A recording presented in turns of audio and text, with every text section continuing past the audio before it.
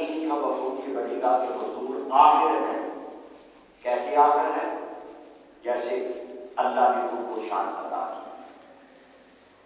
कि खिलकत के एतबार से अव्वल है और ज़हूर के एतबार से आखिर है।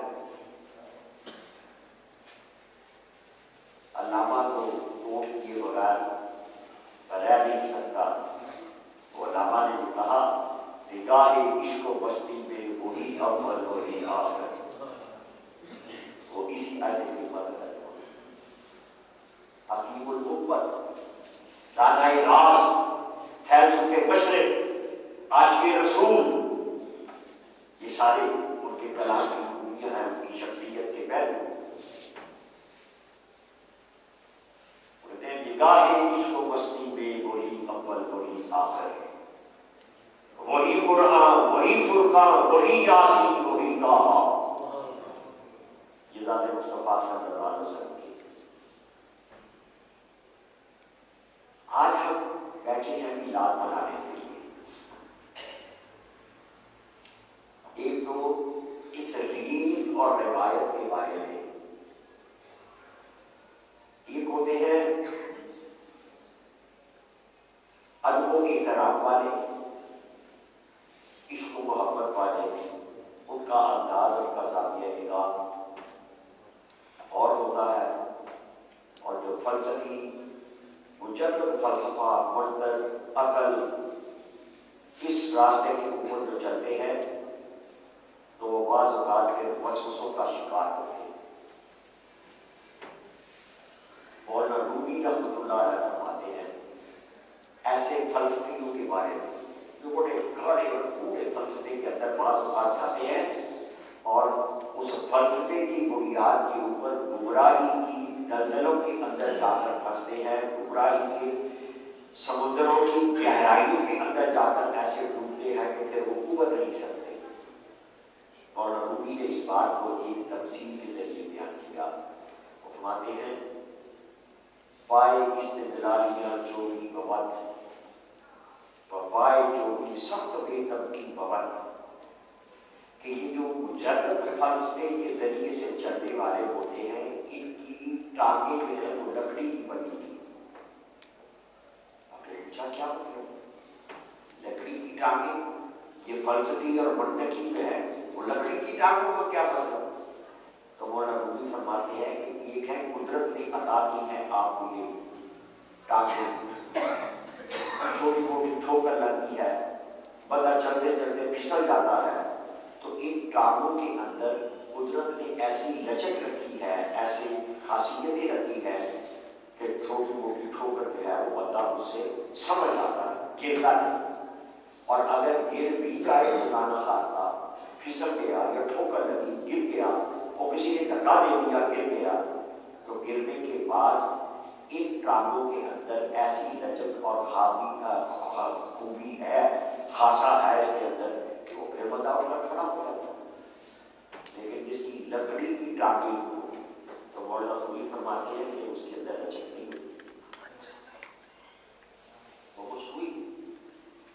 वो जब गिरेगा लकड़ी की टांगों वाला, मुंह के बल ऐसा गिरेगा कि फिर अब वो तो अपने घुटने इकट्ठे करके और जरा अपने आप को समेट कर फिर वो उठने के काबिल नहीं रहता।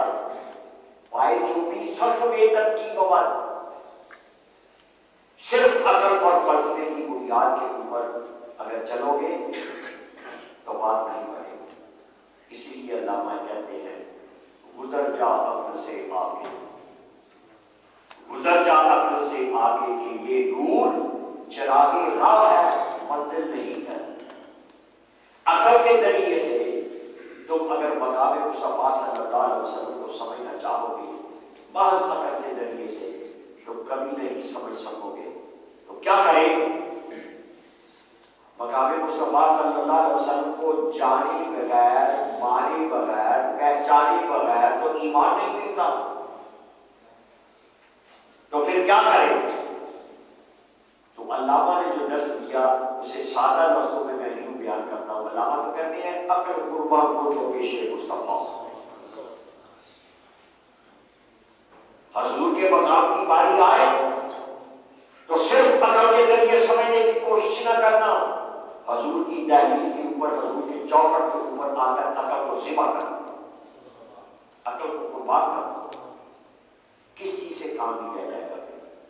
का कि वहां न्याजमंदी काम आएगी, वहां इश्क काम आएगा। और ये इश्क और अकल का फर्क किया, वो भी अल्लामा ने बहुत सारे मकाम आता, मैं सिर्फ चंद इशारा दे रहा था। का बेखतर आतिशे नमरूद में कूद पड़ा इश्क, नमरूद ने आग जला दिया, ऐसी आग जलाई, ऐसी आग जलाई कि मीलों ऊपर कोई परिंदा अगर परवाज करता हुआ जाता था तो कबाड़ होकर नीचे गिर जाता। ऐसी शदीद आग चिता उसने जलाई। और मुतालबा क्या था, डिमांड क्या थी कि इब्राहिम जिसको तू रब कहता है उसका नाम लेना छोड़, और अगर नहीं बाज आया तो फिर सामने नार जो है वो तैयार है, या ये कर या वो कबूल कर। अब यहां जो मटीरियलिस्टिक मादा परस्त सोच जो है वो क्या कहेगी, हम क्या कहते हैं, सोच रही मुवाजना करें, मफाद आता है सामने दुनियादारी का, एक तरफ दीन का तकाजा होगा, दीन का अल्लाह का हुक्म, अल्लाह के हबीब का हुक्म वो एक तरफ है, और एक तरफ इब्लीस हमारे सामने हमारी कई मनफी सोचों को सजाकर हमारे सामने पेश कर देता है, कहता है कि ये नकद नफा, ये नकद मुनाफा मेरे सामने पड़ा, वो तो उधार की बात है, इसको ले ले, ये हराम ले ले, ये नजायज काम ला ले, शरीयत की खिलाफत, शरीयत को मत सोच, ये देख के जो कुछ हासिल हो रहा है इसको हासिल कर ले, वो मफाद किसी को किस्म का हो सकता है। तो नमरूद ने कहा इब्राहिम या ये सामने नार, और अब अकल अब यहां ये कहेगी इब्राहिम जिसे आप कहते हैं ना कॉम्प्रोमाइज कर ले, लोग कहते हैं बड़े कहते हैं कि कुछ गिव एंड टेक होना चाहिए, कुछ लो और कुछ दो का मसला होना चाहिए, कुछ वक्ती तौर पर अगर कुछ थोड़ा सा कॉम्प्रोमाइज भी करना पड़ता है अपने अकीदे के ऊपर तो कर लेना चाहिए, लेकिन नहीं, अकल ये कहती है कि जान बचा ले, इश्क ये कहता है कि जान नहीं ईमान बचा ले। फैसला क्या किया इब्राहिम ने, फैसला फिर इब्राहिम का ये था जो अल्लाह बयान कर रहे कि बेखतर आतिशे नमरूद में कूद पड़ा इश्क, और अक्ल है शायद अकल तो भी इस कश्मकश में पड़ी हुई है कि ये करना चाहिए या नहीं करना चाहिए, इश्क जो है उसने छलांग लगा, और कैसी लगा अल्लाह, कैसी लगाई,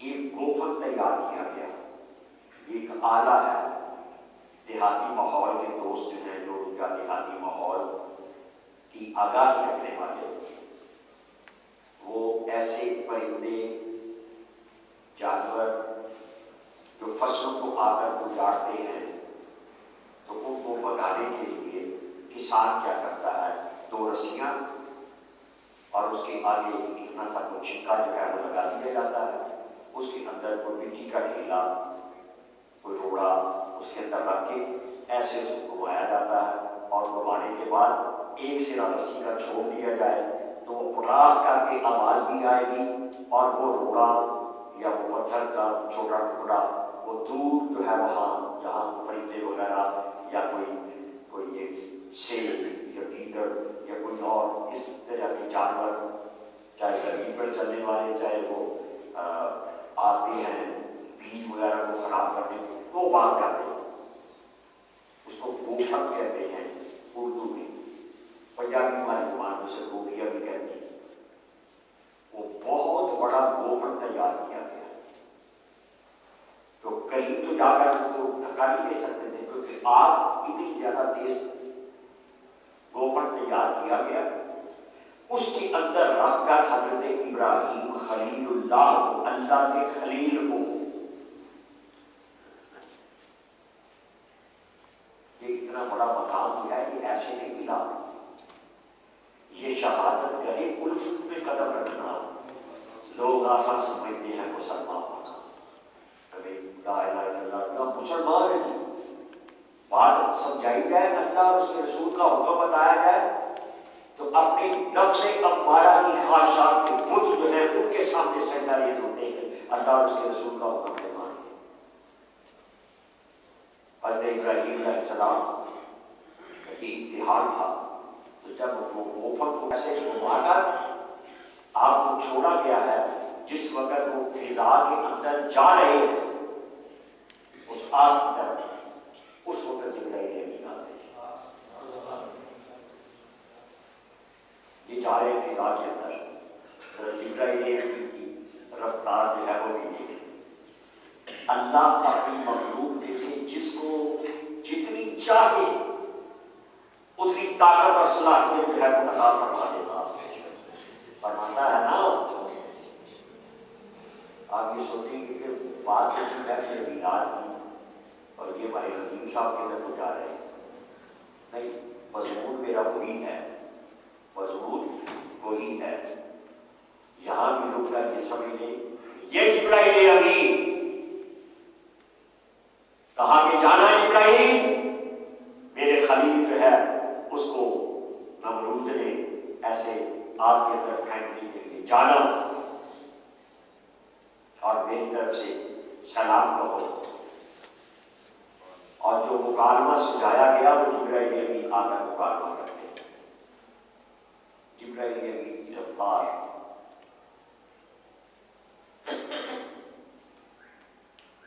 कुरान करीम ने तो वो भी बयान किया, हज़रत यूसुफ अलैहिस्सलाम को जब कुएं के अंदर भाइयों ने फेंका, ये कुआं उसकी मुंडेर और नीचे वो पानी है, तो ऊपर वाली मुंडेर से लेकर पानी की सतह तक ये कितना फासला है? 20 फुट होगा, 25 फुट होगा, 30 फुट होगा। आप 40 फुट लगा लें, 50 फुट लगा लें, यानी ऊपर किनारे से, कुएं के किनारे से नीचे जो है जब आपको फेंका गया तो दरमियान में ये रास्ता। भाइयों ने जब हज़रत यूसुफ अलैहिस्सलाम को वहां से फेंक दिया है, और फेंका भी ऊपर से नहीं, पहले तो हाथ पांव बांधे हुए थे रस्सी से, आहिस्ता आहिस्ता एक भाई जो है वो लटका रहा है, आधा रास्ता जो है वो मंडेर से लेकर पानी की सतह के दरमियान का जो रास्ता है वो आधा तय हो चुका है। दूसरा भाई जो है वो ज्यादा गुस्सीला, ज्यादा जलाली था, उसने कहा ये क्या आहिस्ता आहिस्ता लगे हुए हो, आगे होकर तलवार की रस्सी के ऊपर मारी, तलवार काट दी।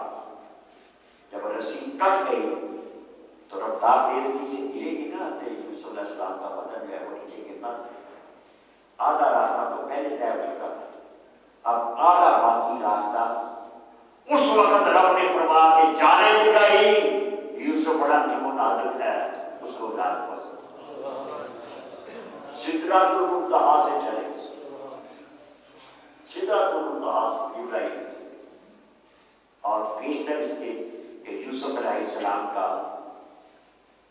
छोटे बेटा साहब, बेटा जरा खड़े होना, तकरीबन ये उम्र थी यूसुफ अलैहिस्सलाम। बैठो बेटा, ये बड़ा प्यारा बच्चा है, नमाज बाजमात आकर पढ़ता है। वहां यूसुफ अलैहिस्सलाम को बचाने के लिए जिब्राइल अमीन जो है वो आए और आकर अपने हाथों को ऊपर थाम लिया और नीचे बजाय इसके कि आपका मजबूत नाजुक जिस्म जो है वो जड़ाम से नीचे गिरता, चोट लगती, पानी की चोट बहुत बुरी होती है। ये आप में से तो किसी को तजर्बा नहीं है, सिर्फ उनको तजर्बा होगा जिन्होंने तैराकी सीखी और छलांगे लगाई हैं।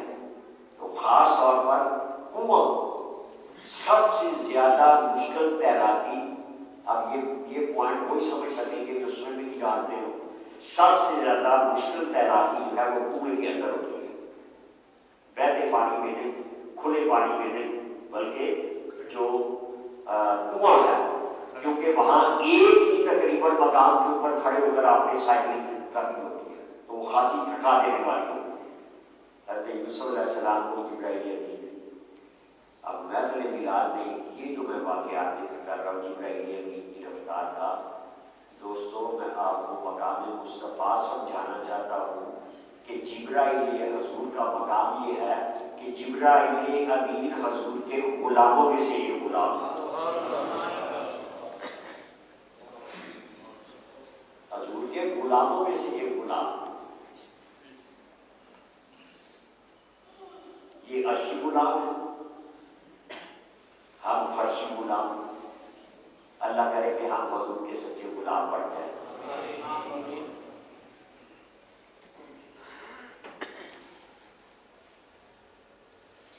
हजूर के एक सहाबी हैं हजरत दिया कल्बी रज़ी अल्लाह ताला, सब कहें रज़ी अल्लाह ताला। वो हजूर के को वुजू कराने की, जब हजूर सल्लल्लाहु अलैहि वसल्लम ने बाहर वुजू करना है तो वुजू कराने की खिदमत जो है वो सरंजाम किया करते थे। या तहज्जुद के वक्त बाज़ औक़ात सरकार दो आलम सल्लल्लाहु अलैहि वसल्लम जब तशरीफ लाते हैं अदायगी के लिए तो वो हुजूर को वुजू कराया करते हैं। तो वो जब आते तो हसनैन करीमैन रसूल के शहजादे, उनके लिए कोई ना कोई, जैसे हम अपनी ज़बान में चीज़ी कहती हैं, चीज़ी ले आओ जी बच्चों को, वो कोई ना कोई मीठा स्वीट, कोई वो टॉफियाँ गोलियाँ हम दे देती हैं या कोई और चीज़, तो वो कोई ना कोई छोटी मोटी चीज़ जो है वो शहजादों के लिए लेकर आया करते थे। बच्चे जो हैं उनको ये मीठी चीज़ें जो हैं बहुत पसंद होती हैं, तो वो बच्चे जो हैं वो जब भी हंसते दिया को देखते, तो जैसे हम कहते हैं बच्चे हमारे कहते हैं अंकल टॉफी दो, तो वो भी चीज़ ही उनसे लिया करते थे इसरार के साथ। एक दिन क्या हुआ, जिब्राइल अमीन आए हैं और हजरत दिया कल्बी की शक्ल में आए। जिब्राइल अमीन कभी मलकी सूरत में आते हैं जो उनकी असल हकीकत है, दूरियों के सरदार हैं, और मलकी सूरत में जब आए तो सिवाय हुजूर के किसी को कोई पता नहीं चलता कि जिब्राइल अमीन आए। कभी इंसानी शक्ल में आते हैं, इंसानी शक्ल में आए तो दो तरह की सूरतें जो है वो नमूदार होती हैं। कभी अजनबी शक्ल में, यानी जिसको अगर इंसानी शक्ल में आए हैं तो बाकी भी सहाबा किराम आप देख रहे हैं दूरी फरिश्ते, दूरियों के सरदार, लेकिन कभी कभी वो बशरी सूरत के अंदर भी हुजूर की बारगाह में हाजिर हुए।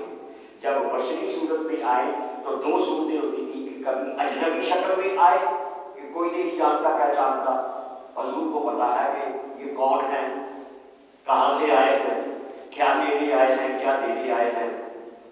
और ये मैं जो वाक्य बता रहा हूँ तो ये अब है जिब्राइल अमीन बशरी और इंसानी शक्ल में आए हैं, लेकिन अजनबी शक्ल में नहीं बल्कि जानी पहचानी शक्ल में आए हैं, हुजूर के एक गुलाम की शक्ल में आए हैं। तो ये इसलिए अल्लाह ने ये एहतमाम किया, दिया कल्बी की जानी पहचानी एक गुलाम की शक्ल के अंदर, इसलिए जिब्राइल अमीन को भेजा कि ताकि जिब्राइल अमीन को पता चल जाए कि जिब्राइल याद रखना, तू बालाए आला की दुनिया का सरदार है, तो दूरियों का सैयद है, दूरियों का तो रहनुमा है, लेकिन मेरे हबीब की बारगाह का ज्यादा ताल्लुक है, मेरे हबीब की बारगाह के अंदर तेरी हैसियत गुलाम की। तो ये जिब्राइल अमीन हज़रत यूसुफ अलैहिस्सलाम को ऐसे थामा और इब्राहीम अलैहिस्सलाम के पास उस वक्त आए जब वो फिजा में जा रहे थे और कहते हैं कि मैं अल्लाह का सलाम लेकर आया। पैगाम ये है इब्राहीम, अगर आप चाहें तो मैं आपकी खिदमत करूं, आपको इस आग से बचा दूं, या अल्लाह की बारगाह के अंदर अगर कोई आप अपनी अर्जी, कोई दरखास्त, कोई खास, कोई इल्तिजा, कोई मुनाजात पेश करना चाहते हैं तो मैं हाजिर हुआ हूँ। आप मुझसे ऊंचा किसी का मकाम नहीं है, मैं आपका पैगाम और इल्तिजा जो है अल्लाह की बारगाह के अंदर पेश करूँ। हज़रत इब्राहीम अलैहिस्सलाम का जवाब ये था कि इब्राहीम, जो अदना होता है वो आला का वसीला लिया करता है। अदना को जरूरत होती है किसी आला का वसीला इख्तियार करे। तो मैं तेरे जरिए से जिसकी बारगाह के अंदर दरखास्त भेजूंगा वो मुझे देख रहा है, वो जानता है। लिहाजा मेरी अगर कोई मुनाजात, कोई इल्तिजा, कोई दरखास्त, कोई अर्जी है भी तो वो तेरे जरिए से नहीं, मेरा अल्लाह जानता है, इसलिए मेरी मुनाजात उसी के साथ। आपने जिब्राइल अमीन का वसीला इख्तियार नहीं किया, हालांकि उसने दुरुस्त तौर पर कहा था कि मैं जहां तक जा सकता हूं वहां कोई नहीं जा सकता। ठीक, हज़रत इब्राहीम अलैहिस्सलाम ने वो वसीला कबूल नहीं किया। तो जब इस हद तक तवक्कुल का इजहार हज़रत इब्राहीम अलैहिस्सलाम करते हैं तो फिर रब की ज़ात ने क्या किया? रब ने कहा, या नार, ए आग, या नार कूनी बर्दन व सलामन अला इब्राहीम, ए आग, मेरा खलील तेरे अंदर आ रहा है, देख उसके जिस्म का एक रूंगटा जो है, एक रुआ जो है वो भी चलने ना पाए। मेरे इब्राहीम के ऊपर ठंडी हो जा, और ठंडी भी ऐसी ठंडी नहीं जो शदीद ठंडक जो है वो हड्डियों के गुदे के अंदर भी जाकर वो तकलीफ पहुंचा देती है, नहीं, बर्दन व सलामन, ऐसी ठंडक जो कि सुकून पहुंचाने वाली हो। ठंडक ठंडी हो जा, रब ने वो इंतजाम किया। बात कहां से चली थी? अकल के जरिए। अकल ये कह रही थी इब्राहीम जान बचा, इश्क ने कहा कि नहीं, जान जो है वो तो आनी जानी चीज है, अपना ईमान बचा। तो महज अकल के जरिए से अगर कुछ समझना चाहे ना मकामे मुस्तफा को सल्लल्लाहु अलैहि वसल्लम, तो वो ठोकर खाएगा, वो गिर जाएगा। इसलिए अल्लामा इकबाल कहते हैं, अक्ल कुर्बान को पेशे मुस्तफा, हजूर सल्लल्लाहु अलैहि वसल्लम की बारगाह आपके मकामे मुस्तफा की बात आए तो अकल को कुर्बान कर दो। दीवानगी, इश्क और मोहब्बत वहां मुकाम देता है। मारूसी हालात जो है उनके साथ प्रोटेक्ट कर दो। एक मंजर से पे लाइए, ये 1433 हिजरी है। 1433 साल पहले बिल्कुल वो बिल्डिंग पॉइंट, ये हमारा कैलेंडर जो है ये हिजरत से शुरू होता है ना, हजूर की हिजरत जो है वहां से शुरू होता है। जब हजूर सल्लल्लाहु अलैहि वसल्लम ने हिजरत फरमाई तो आपकी उम्र मुबारक इस दुनिया के अंदर 53 साल थी। कितनी? 53 साल। हज़रत अबू बकर सिद्दीक़ रज़ियल्लाहु अन्हु की उम्र मुबारक उस वक्त 51 साल है। 53, 51, 2 साल का फर्क है। हजूर सल्लल्लाहु अलैहि वसल्लम दुश्मन की निगाहों से छुपकर जान बचाते हुए रात की तारीकी में निकले हैं। आपके घर जो है वो नंगी तलवारों का पहरा है। दार नदवा जो कि उस वक्त का यूं समझ लीजिए कि असेंबली हॉल था मुशरिकीन मक्का का, वहां बैठकर उन्होंने मंसूबा बनाया, प्लानिंग की इस्लाम का नूर फैलता चला जा रहा है, फैलता चला जा रहा है। हजूर के असरात हैं वो बढ़ते चले जा रहे हैं। कलमा पढ़ने वाले लोगों की तादाद के अंदर इजाफा होता चला जा रहा है। तो ये तो हमारा तो सारे का सारा मसला जो है वो खराब हो जाएगा। बहुत सारी तजावीज़ जो है वो सामने आई। इब्लीस उस महफिल के अंदर एक नजदी शेख की सूरत में, बूढ़ा शेख कहते हैं बूढ़े को, एक नजदी बूढ़े की सूरत के अंदर उस महफिल में शरीक।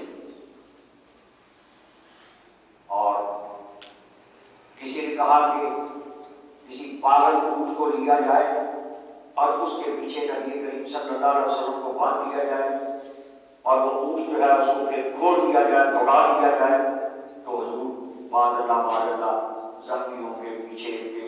ये ऐसी तजवीज़ें जब आती हैं बारी बारी को लंबा मजबूर से इशारे पर वो इब्लीस जो है वो कहता है कि नहीं ये तजवीज़ ठीक नहीं है, इसके अंदर ये खामी है, इसके अंदर ये कमजोरी है, इसके अंदर ये कमजोरी है। वो मुस्तरद करता चला जाता है। आखिर में अबू जहल ने एक तजवीज़ दी।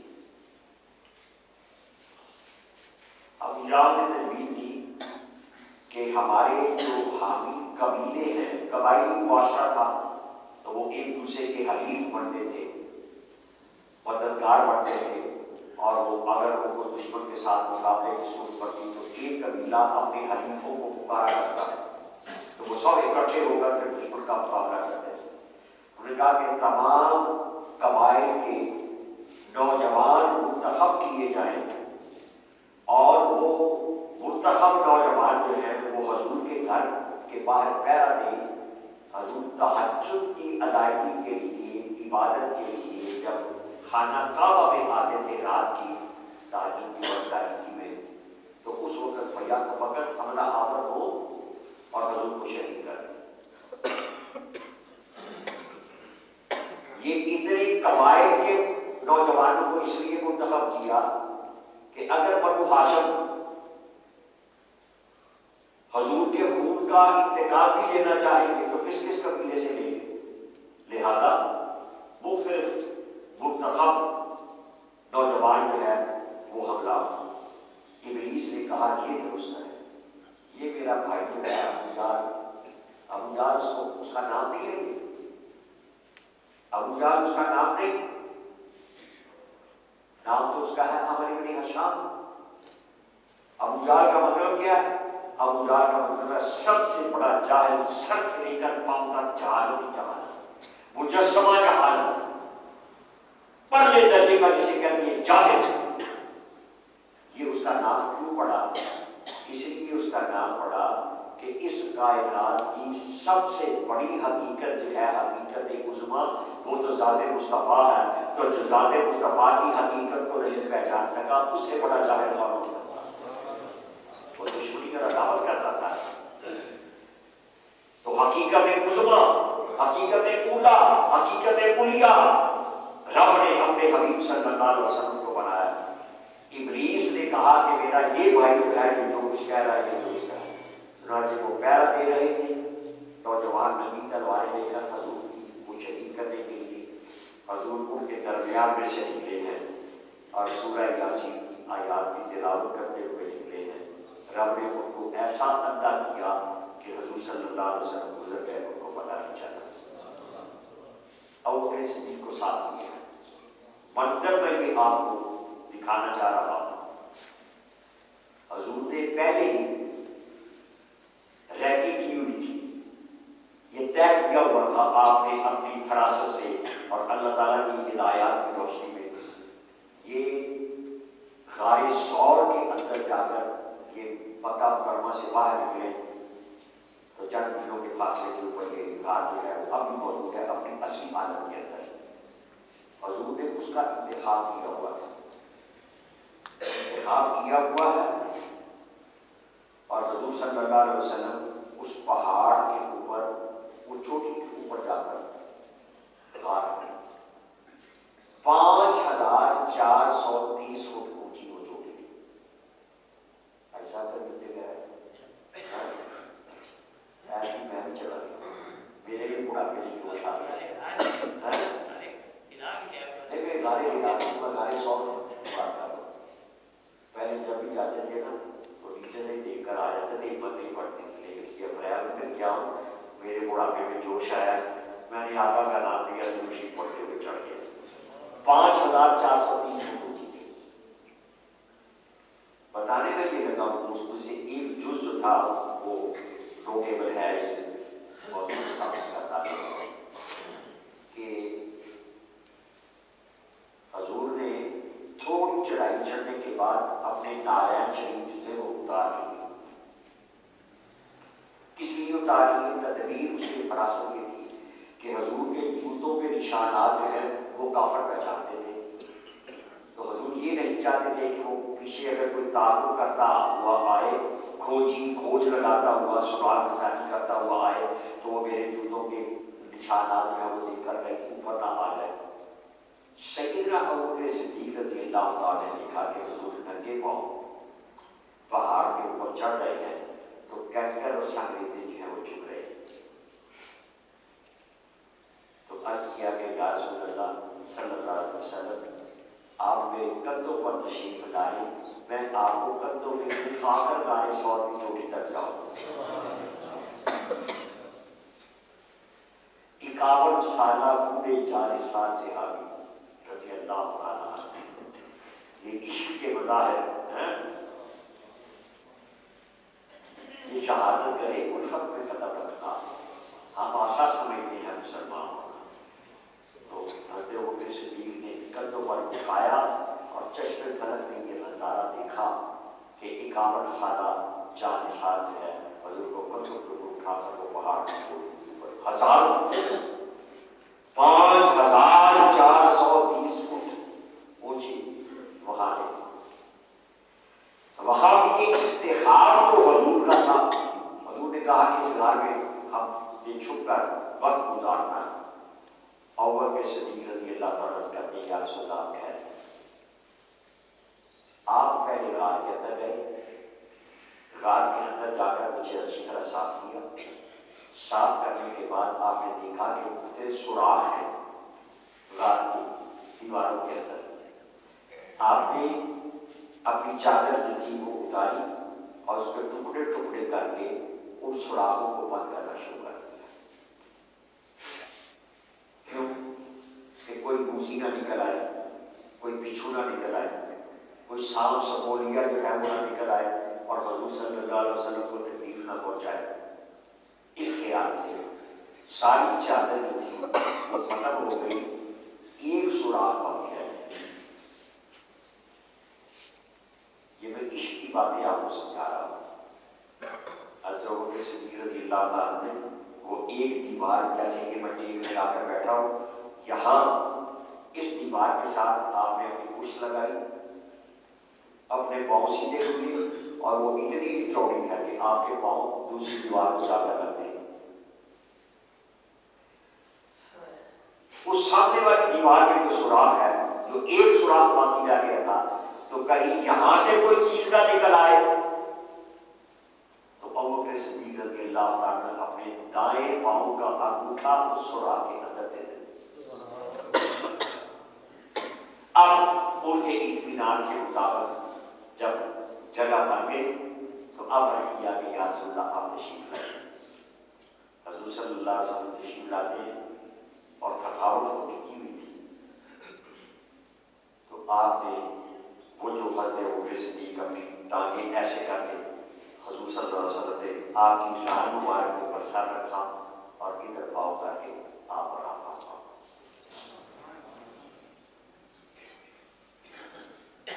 और तफसीलात है उसकी। मायूसी हालात का मैंने लफ्ज़ कहा था।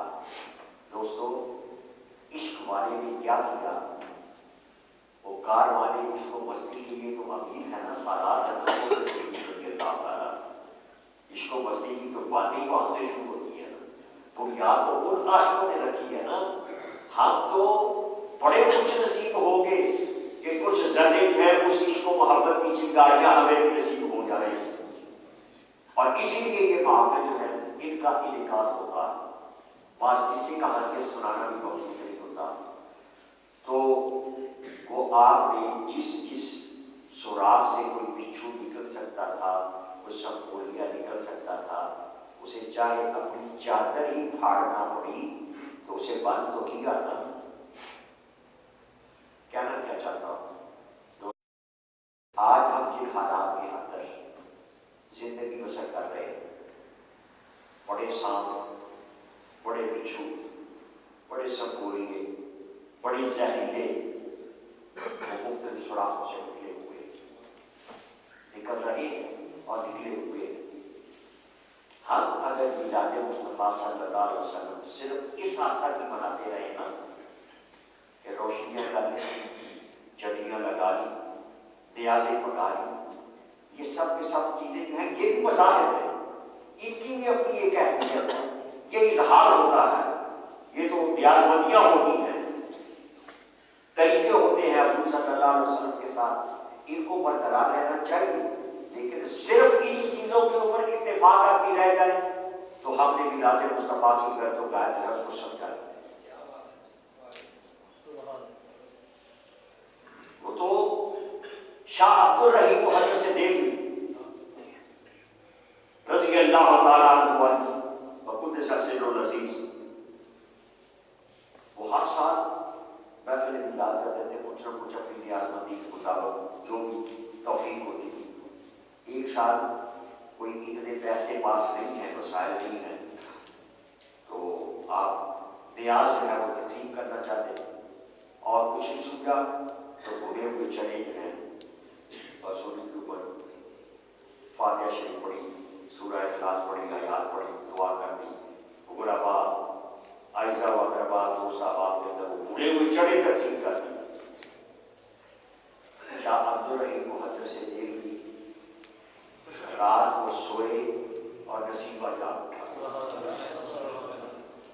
खुद सो गए, नसीबा जाग उठा, आका ख्वाब में तशरीफ ले आए, दीदार अता कर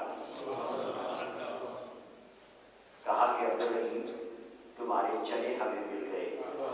आए वो चने थोड़े मिलते हैं, वो तो सोचें होती हैं, अकीदतें होती हैं, वो प्यार और मोहब्बत, वो रियाजमंदी जो है उसको आला कबूल करते हैं। चलो वो उन्हें क्या करना, ये तो बात को समझे कि तुमने हज़रत गौस पाक रज़ी अल्लाह तआला के हालात में दिख रहा है कि वो आपने सफर करना था, तो जिस सिफत में भी सफर रास्ते में जो मामलात आते थे, लोग मोहब्बत करते थे, तो अकीदों का वो दरखास्तें पेश करनी कि हज़ूर हमारे यहाँ तशरीफ लाइए, हज़ूर एक वो जैसे हम कहते हैं कि कोई चाय की प्याली जो है वो नोश फरमाए, मेरे पास आए थोड़ी देर, ये होता है ना, अपनी अपनी ऑफर्स करते हैं। तो हज़रत हज़ूर गौस पाक रज़ी अल्लाह आपके फर्जंदों में से सैयदना अब्दुल रज़ाक है, वो ये रिवायत बयान करते हैं, कहते हैं कि आपने किसी अमीर की, किसी सरमायादार की दावत कबूल नहीं की।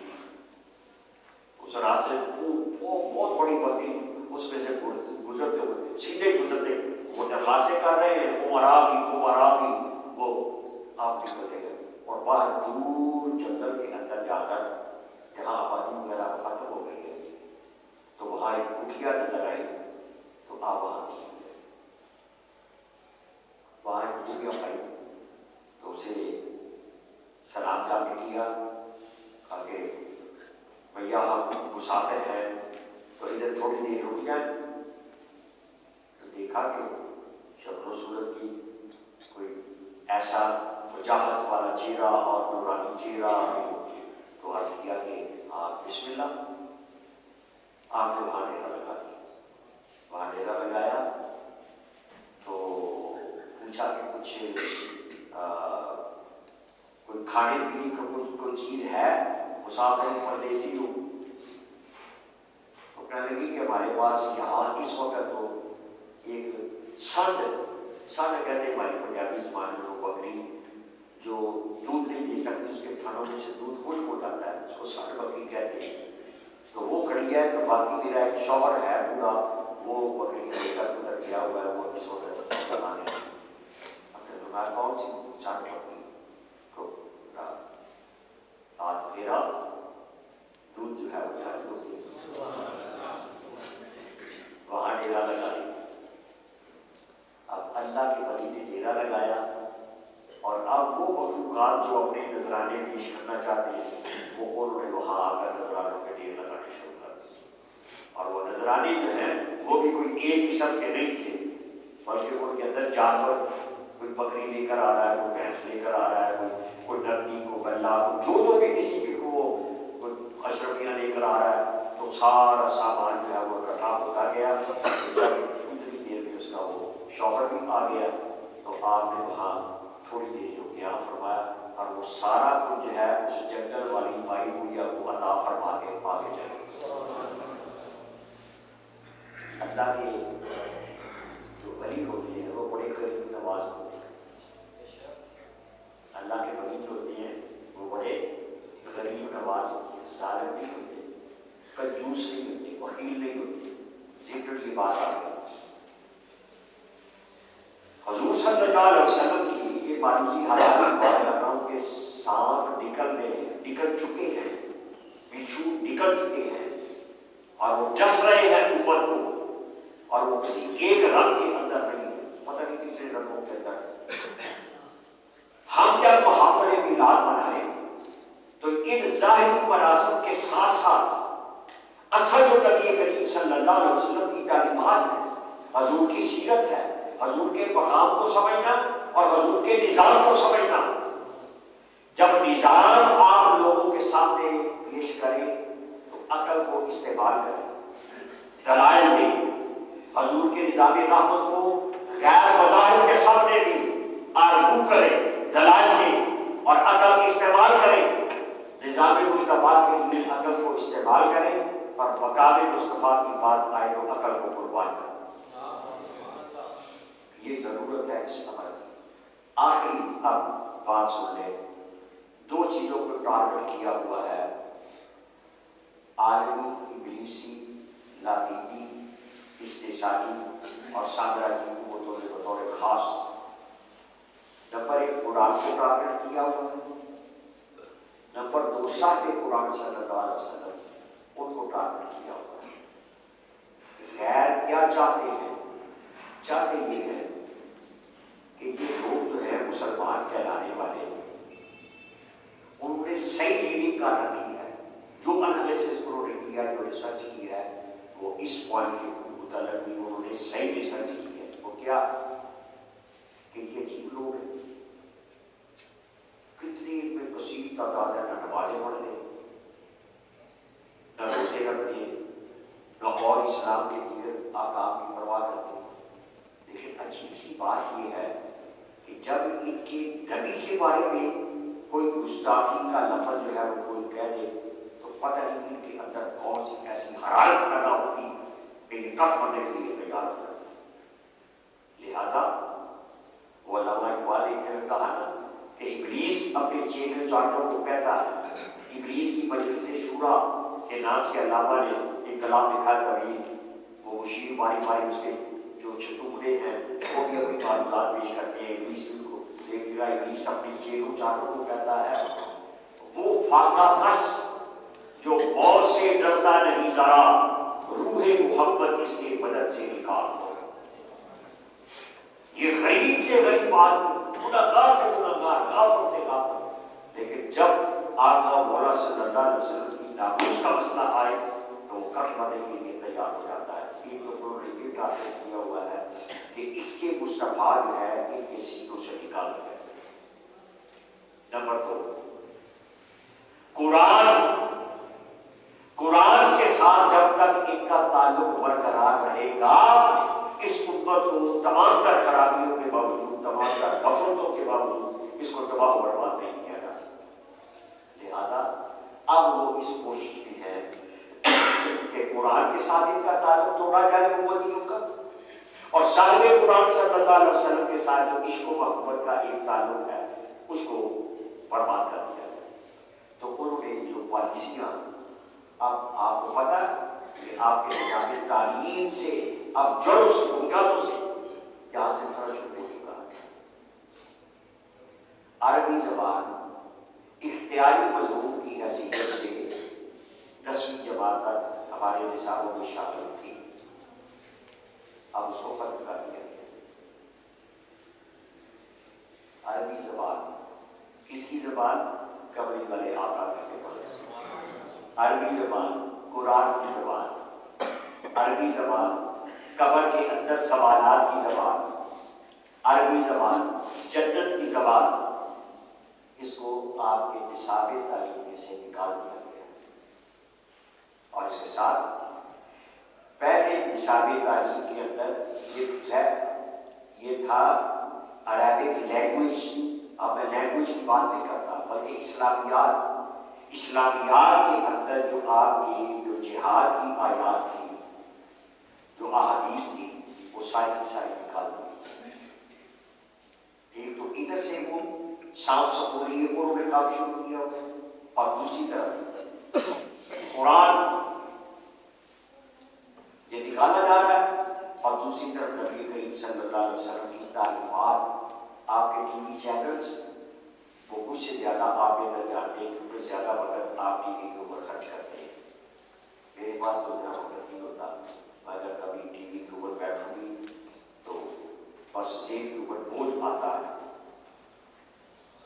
ये टीवी चैनल के ऊपर एंकर पर्सन नाम निहाल इंटेलेक्चुअल्स, नाम निहाल वो दानिश्वर और कोई बड़ा सा मौलवी भी लाकर साथ उठाते हैं, और फिर वो ट्रिक इस्तेमाल करते हैं।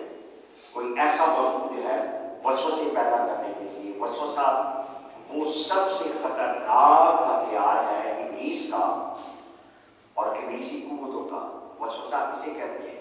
कि जो आपका अकीदा है, जो आपका ईमान है, उसके बारे में आपको शक व शुबे के अंदर मुब्तला कर दिया। सवाल या निशान जो है उसी के अंदर पड़ते हैं। ये कुरान करीम ने जो आखिरी आयत करीमा रखी है वो बिला वजह नहीं, उसको समझे। अल्लज़ी युवस्विसु फी सुदूरिन नास मिनल जिन्नति वन नास। या अल्लाह पाक उनसे भी पनाह अता फरमा जो सीनों के अंदर वसवसे पैदा करते हैं, चाहे वो जिन्नात की तरह छुपे हुए हो और चाहे इंसानों की तरह जाहिर हो। ये सबसे आखिरी आयत यही है ना, तो उसको समझिए। वसवसा एक ऐसी खतरनाक चीज है कि जब वो पंजाबी बात का ना ये मनफी एक वो मिसरा चलता है, सोची गया के बता गया। यानी जब आपको हजूर सल्लल्लाहु अलैहि वसल्लम की शान के बारे में, हजूर की फजीलत के बारे में, इस्लाम के बारे में, अखलाक कदरों के बारे में, जो हमारी तहजीबी रिवायात है, वो सारी की सारी चीजों के बारे में अगर वो वसवसे के अंदर हम मुब्तला हो गए तो बस मामला तो आधी से ज्यादा जहां वो ठीक है। इन हालात के अंदर आखिर में जो बात कहना चाहता हूं वो अल्लामा इकबाल के अल्फाज के अंदर ही, दोस्तों, ये अब इंजेक्ट किया जा रहा है हमारे बच्चों के ज़हनों के अंदर हमारे, और हमें वो लोग क्या है, अपने आप को भी जहन्नम की आग से बचाओ और अपने अहलो परिवार को भी बचाओ। हम ये महाफिल इसलिए करते हैं ताकि हमारे बच्चे, हमारी आइंदा आने वाली नस्लें, आप इनको साइंसदान बनाएं, आप डॉक्टर बनाएं, आप प्रोफेसर बनाएं, आप इंजीनियर बनाएं, आप ताजिर बनाएं। इन सारी चीजों की जरूरत है, लेकिन खुदारा इनको अच्छा मुसलमान भी बनाए, इनको कुरान पढ़ाए। और कुरान करीम बच्चियों को जेवर, माँ बाप की खास होती है कि जेवर ज्यादा से ज्यादा जितना किसी के पास हो सकता है। मैं ये समझता हूँ कि बच्चियों के लिए कुरान करीम की तालीम से बेहतर जेवर और कोई नहीं है। सबसे बेहतर जेवर है वो ये, उसका हमने क्या इस्तेमाल कर रखा है हमारी सोसाइटी के मुआशरे के अंदर। शादी के वक्त वो बच्ची को जब रुखसत कर रहे हैं तो वो अपने वो ऊपर पुराने करीम जो है ना वो ऊपर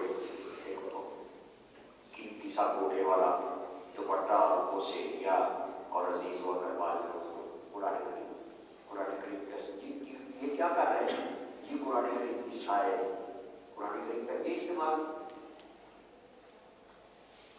सारी बात समेटते हुए नबी करीम सल्लल्लाहु अलैहि वसल्लम ने एक है हकीकत बशरियत, 3 लफ्ज़ बताओ आखिर में ताकि वर्णन करते हो।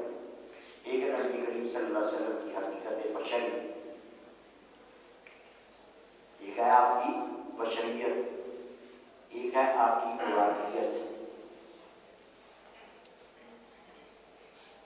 और एक है आपकी मोहम्मदियत। इन तीनों को आखिर में समझ लें। बशर इंसान, सबसे पहला इंसान कौन है? ये बुलंद आवाज से बोले लोग दूर बशर के जगह पे पढ़ते हैं ना, मैं आपको ये इसका हाल बताने लगा हूं। ये आखिरी जुमलों में सिर्फ 3-4 मिनट लगेंगे।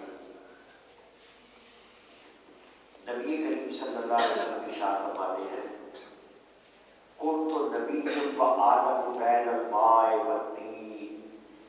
आदम का तो 11 ही तैयार किया जा रहा था, वो पानी और मट्टी के दरमियान थे, मैं उस वक्त भी नबी था। बशरियत तो अभी शुरू ही नहीं हुई, हम वो दूर बशर के चक्कर में पड़ गए।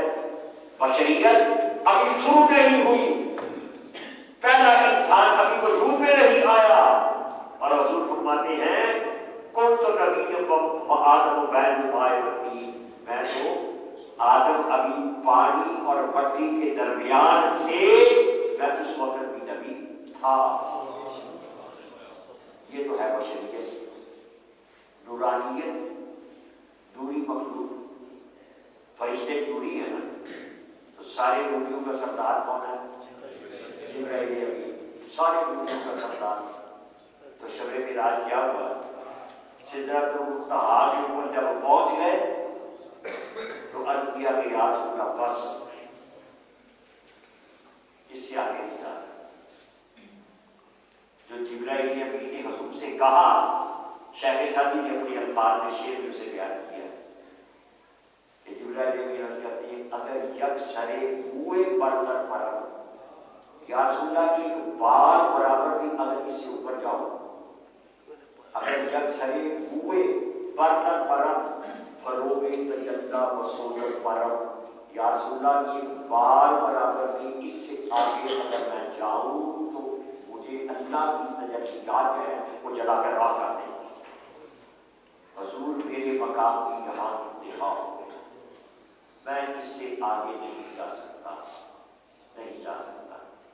हुजूर पाक सल्लल्लाहु अलैहि वसल्लम ने फरमाया, इब्राहीम आज तेरी अगर कोई ख्वाहिश हो तो मुझे बता। तूने मेरे बाबा इब्राहीम को एक मरतबा कहा था कि कोई ख्वाहिश हो तो मुझे बताइए, मुझसे ऊपर कोई नहीं जा सकता। तुमने कहा था ना इब्राहीम, मेरे बाबा मेरे जद्दी अमजद इब्राहीम अलैहिस्सलाम को या रसूलुल्लाह किया था, तो कहा कि आज मुझसे ऊपर कोई नहीं जा सकता, तेरी अगर कोई ख्वाहिश है तो बता। हुजूर आगे तशरीफ ले जाए, जिब्राइल अमीन ने दरख्वास्त पेश की, दरख्वास्त पेश की, अर्ज की कि या रसूलल्लाह सल्लल्लाहु अलैहि वसल्लम, क़यामत के रोज जब आपके सच्चे और सुच्चे उम्मती पुल सराज से गुजरने लगे तो मुझे इजाजत दी जाए कि मैं अपने पर जो है उनके पांव के नीचे बिछा दूं। आका सल्लल्लाहु अलैहि वसल्लम ने ये नहीं फरमाया कि अच्छा जिब्राइल मैं जाके ऊपर से मंजूरी लेकर तो तुझे बताऊंगा। आपने फरमाया कि दरख्वास्त मंजूर। ये क्या वो मैंने आपको बताई बशरियत। बशरियत तो अभी पैदा नहीं हुई तो हुजूर नबी ने, और ये है नूरानियत, दूरियों का बड़ा आला दुनिया का सरदार, वो यहाँ खड़ा है और आका आगे जा रहा है। ऐ हज़ारों जिब्राइल अंदर बशर, तो ये बशरियत नूरानियत का नहीं। नबी करीम सल्लल्लाहु अलैहि वसल्लम जब अपनी बशरी हुजूर की बशरियत का इनकार नहीं कर रहे, याद रखिए हुजूर की बशरियत का इनकार कुफर है, बशरियत का इनकार नहीं करना। जब हुजूर अपनी बशरियत बयान फरमाती है तो कुरान के अल्फाज में है, कुल इन्नमा अना बशरुन मिस्लुकुम, फरमाते हैं मैं तुम्हारे जैसा हूं। ये है हजूर की हकीकत बशरियत। और जब नूरानियत का जिक्र आता है तो ये मैं जैसे अर्ज किया कि सारे मूर्तियों का सरदार जो है वो सिदरतुल मुंतहा उसे कहते ही इसलिए मुंतहा, सिदरा कहते हैं बेल के दरख्त को। तो वहां वो जैसा भी है उसकी शान, वो बेल का दरख्त, और वहां जाकर जिब्राइल अमीन का जो मकाम है उससे आगे दूरी फरिश्ता कोई नहीं जा सकता। वो इंतहा हो गई। हकीकत मुहम्मदियत क्या है, जो आखिरी जुमले हैं वो ये कि दोस्तों हज़रत सिद्दीक़ रज़ी अल्लाह तआला के एक मकाम पर हज़रत ने फरमाया लम यारिफ़नी हकीकतन या अबा बकर खैर रबी, अबू बकर मेरी हकीकत को मेरे रब के सिवा कोई नहीं जानता। ये जो छोटी सी तफसीलात है वो बयान की है किसकी गर्दों का क्या कि हकीकी सांस हो कि किस हस्ती के साथ अल्लाह पाक ने हमारे ऊपर करम फरमाया कि हमें उनके उम्मती होने का शर्फ अता हुआ। इसके ऊपर जितना हम गौर करें, जब इतनी बड़ी हस्ती के साथ उम्मती होने की निस्बत हमारी अल्लाह ने बात अपने करम से कायम फरमा दी, तो क्या हमारा फर्ज ये नहीं बनता कि हम उस निस्बत की लाज रखें? बनता है। तो हजूर की हर अदा को, हजूर सल्लल्लाहु अलैहि वसल्लम के साथ निस्बत रखने वाली हर साल को, हर लम्हे को, हर जिस सुहानी घड़ी चमका तैरवा का चांद, जिस सुहानी घड़ी चमका तैरवा का चांद, उस दिल अफरोज साथ में लाखों सलाम। और ये सलाम तो आला हज़रत ने ऐसा नहीं किया, शब्द नहीं होते जिसके माथे शफात हसे तारा, उस जमीने सआदत पे लाखों सलाम, जिसके आगे सरे सरफराज हम रहे, उस सरे ताजे रिफत पे लाखों सलाम। साथ जिक्र आ गया, जमीन और माथे का जिक्र आ गया, आगे रह गई जिस तरफ उठ गई तब तब आ गया। मोहब्बत वालों के अंदाज भी देखे ना आप, साल के बाद जमीन के बाद आंखें आ गई, जिस तरफ उठ गई दब दब आ गया, उस निगाह इनायत पे लाखों सलाम। आंखों के साथ चलो गई पहले इधर कानों में चले गए। अल्लाह कहते हैं दूर नजदीक के सुनने वाले वो बात आए, दूर नजदीक के सुनने वाले वो बात काने लाले करामत में लाखों सलाम। हज़रत सल्लल्लाहु अलैहि वसल्लम के लब आ गए के बाद लब आ गए, लब आए तो कहा कि पतली पतली गुले कुद्स की पत्तियां, पतली पतली गुले कुद्स की पत्तियां, उन लबों की नजाकत में लाखों सलाम। लब जो है वो दान के बाहर का हिस्सा है, ये खाजी दीवार है, दान अंदर,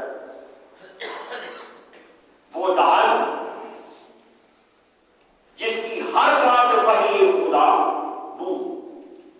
वो दान जिसकी हर बात वही खुदा, चश्मा-ए इल्म व हिकमत पे लाखों सलाम।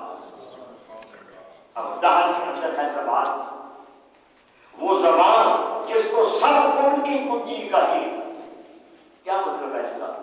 ज़बान कुल, ये जिसको सब कुल की कुंजी कही। कुल क्या है? रब तबारक व तआला, कुरान पढ़िए, कुरान कहता है इज़ा अरादल्लाहु शैअन फयकूनु लहू कुन फयकून। जब अल्लाह किसी चीज का इरादा फरमाता है, उसे फरमाता है हो जा, कुन का माना हो जा, फयकून, बस वो चीज हो जाती है। तो नबी करीम सल्लल्लाहु अलैहि वसल्लम की ज़बान, कहा वो ज़बान जिसको सब कुल की कुंजी कहे। अगर अल्लाह ताला की मशीयत और रज़ा का हसूल करना है तो पहले नबी की गुलामी इख्तियार करो। तो हुज़ूर सल्लल्लाहु अलैहि वसल्लम की ज़बान में अक्सर से कुछ जब लफ्ज़ निकल जाएंगे तो वो अल्लाह के कोड की कुंजी है, वो ताला खुल जाएगा।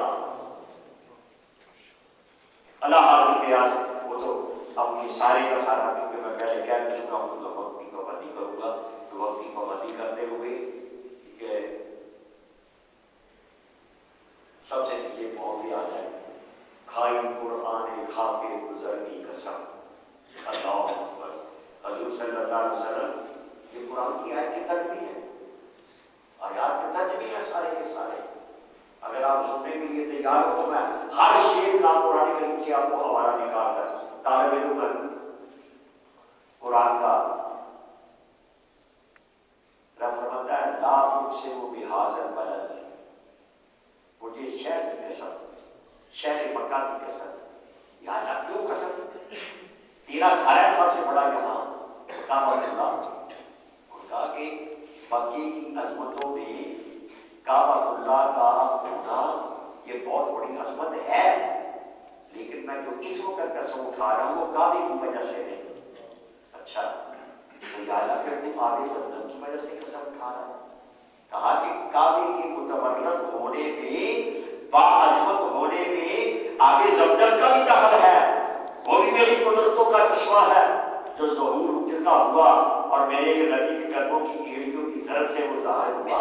तो उसमें भी मक्का मुकर्रमा की एक शान तो है, लेकिन मैं इस वक्त जो कसम उठा रहा हूँ ना तो काबे की वजह से ना आगे ज़मज़म की वजह से।